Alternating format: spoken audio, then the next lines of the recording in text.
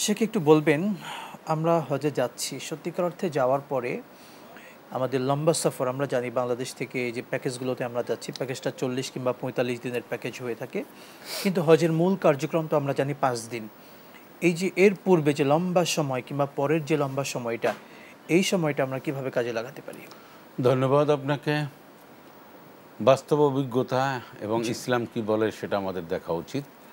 বাস্তবে আলহামদুলিল্লাহ অনেকবার আল্লাহ যাওয়ার তৌফিক ইনায়েত করেছেন। আমরা দেখেছি একটা বেশ হজযাত্রী জনগোষ্ঠী, জি। বেশিরভাগটা ম্যাক্সিমামটাই বলা যেতে পারে, তারা ওখানে গিয়ে যে উদ্দেশ্য যে উদ্দেশ্য নিয়ে এখান থেকে গিয়েছে, আত্মীয় স্বজনের কাছ থেকে যেভাবে দোয়া নিয়ে গেছে, মনে হচ্ছিল যে উনি এবার একটা একটা খুব দারুণ একটা হজ করে আসবেন, জি। আবাদত বন্দিগি।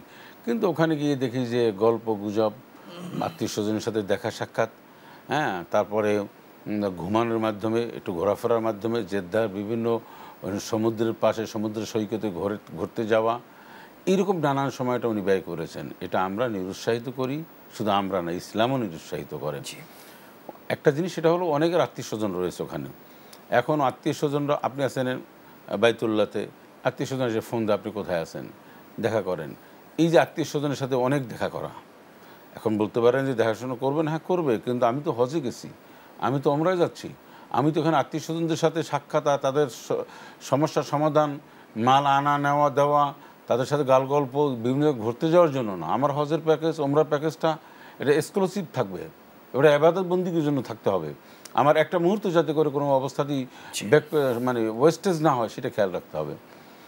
আর ঘুমাইয়া নানানভাবে, আচ্ছা যাই হোক, এটা ইবাদত বন্দি করতে হবে। সবচেয়ে বড় কথা, মক্কায় যতদিন থাকবেন তাওয়াফ করতে হবে। তাওয়াফের সুযোগ না থাকলে বাইতুল্লাহর দিকে তাকাই থাকতে হবে। এক ওয়াক্ত নামাজ, এক রাকাত নামাজ পড়লে 1,00,000 রাকাত নামাজের সওয়াব সেখানে পাওয়া যায়। জিকির আজগার করবে, এই এবাদতে মশগুল থাকবেন। উনি একটা রুটিন মাফিক অনুযায়ী চলবেন। এই রুটিন মাফিক অনুযায়ী চলতে উনি এক ধরনের বাধ্য।